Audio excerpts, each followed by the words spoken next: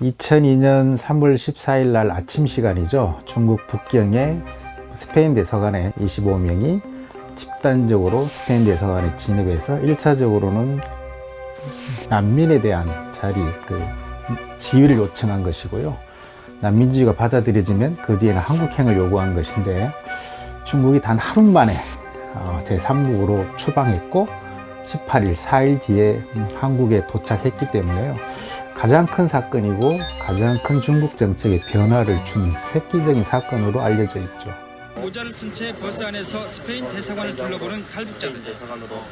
탈북자 25명이 중국 공안을 물리치고 스페인 대사관으로 진입하는 순간 해외 10여 개 지원단체 관계자들과 한국인 3명이 당시 이들을 뒤에서 도왔습니다. 어느 나라나 그 제외 공간은 치외 법권이 보호되는 곳이기 때문에요.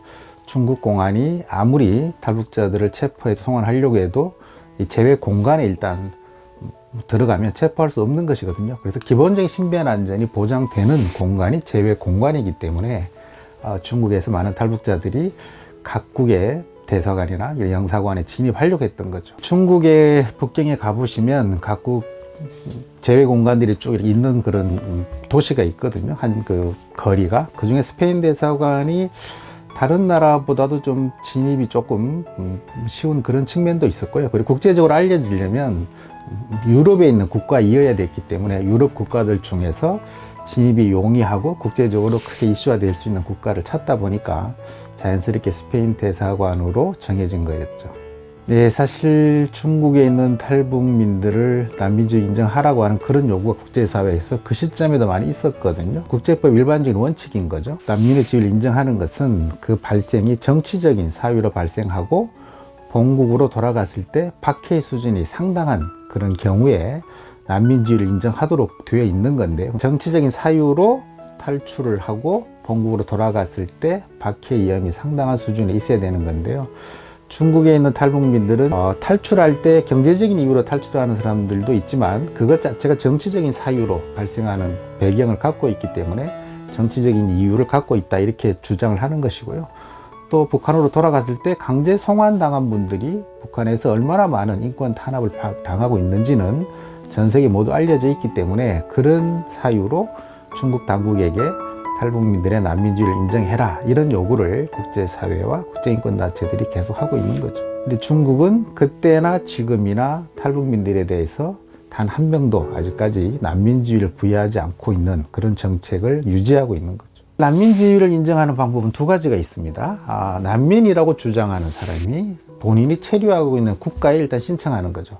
그러니까 중국에 있는 탈북자라면 자신이 중국 정부에 내가 난민이다 라고 하는 신청서를 제출해서 그러한 그 국가에서 정한 절차에 따라서 난민인지 아닌지를 심사받고 결정이 나는 과정이 하나 있는 거고요. 그런데 국가에게만 맡겨두면 국가의 정치적인 이유나 다양한 요인 때문에 그것이 합리적으로 진행되지 않는 경우가 있거든요. 그래서 그 국가 외에 유엔에서 난민고등 판무관실에서도 그러니까 유엔에서도 난민지위를 부여할 수 있게 돼 있거든요.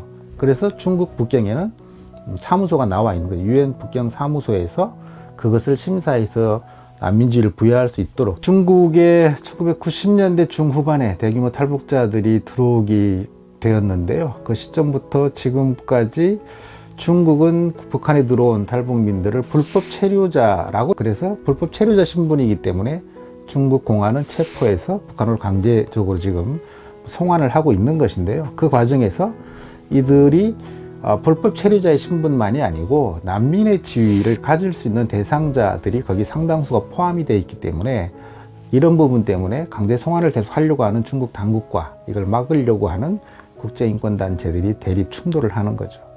중국에 있는 탈북민들이 계속해서 강제 송환을 당하고 강제 송환을 당하면 북한 내에서 엄청난 가혹행위와 고문, 인권 침해를 당하고 있었기 때문에 국제인권단체들과 활동가들이 중국에 있는 탈북민들에게 난민지위를 인정할 수 있도록 하는 중국 정부의 정책을 바꾸도록 그러한 것들을 반영시키려고 했던 거죠. 이 사건이 이제 중국 북경에서 발생한 거잖아요. 근데 실제 탈북민들은 조중 국경, 북한에서 두만강을 주로 건너서 우리 조선족들이 주로 거주하고 있는 연변 지역으로 해서 그들이 이제 북경까지 옮겨가서 북경에서 대사관에 진입한 것이기 때문에 일단 스페인 대사관에 진입한 것이고요. 스페인 대사관에 진입한 이후에는 이제 중국 당국이 제3국으로 필리핀으로 추방을 했고 필리핀에서 다시 인천공항으로 들어오는 그런 과정이었거든요. 그 북경에서부터 서울에 들어오는 데까지는 4일밖에 걸리지 않았습니다. 하지만 두만강에서부터 북경까지 가는 데는 상당한 시간이 걸렸던 거죠. 2001년에 북경에 있는 역시 UNHCR 사무소에 탈북자들이 들어가서 난민지위를 요청을 한 그런 사례가 있거든요. 장길수 가족이 그런 대표적인 사례인데 이때도 UN 사무소에서는 난민지위를 공식적으로 부여하지 못했어요. 왜? 북경에 있는 지금 UN 사무소에서는 그 시점도 그렇고요. 그 뒤에도 중국에 있는 탈북민 중에는 난민 지위를 부여받을 조건을 갖춘 사람들이 포함되어 있다. 이런 성명을 몇 차례 발표했거든요. 이 말은 좀 외교적으로 말하면 중국에 있는 탈북자들이 난민 지위를 부여받을 수 있는데 실제적으로는 유엔이 그럴 수 있지만 난민 지위를 인정하지 않았거든요. 왜냐하면 중국 정부가 중국에 있는 탈북민을 모두 난민 지위를 인정하지 않기 때문에 유엔 북경 사무소가 난민 지위를 인정해도 이 사람의 난민 지위에 대한 그 인정의 효과는 북경에 있는 자기들 사무소, 그러니까 유엔 사무소 내에는 치외법권 지역이니까 중국 공안이 와서 체포할 수 없지만 자신들의 난민 지위를 부여해도 그 증명서 가지고 북경에 있는 유엔 사무소 밖으로 한 발자국 딱 나오면 중국 공안이 체포할 수 있거든요. 체포하면 자신은 유엔에서 난민지위를 받은 증명서를 제시해도 중국 공안은 그거 인정할 수 없어 라고 하면 아무런 의미가 없잖아요. 그러니까 결국 난민지위는 체류 국가와 유엔이 함께 인정할 수 있는 권한은 있지만 두 곳의 입장이 충돌하면 사실 누가 더 직접적인 권한을 갖고 있느냐, 체류국 정부라는 거죠.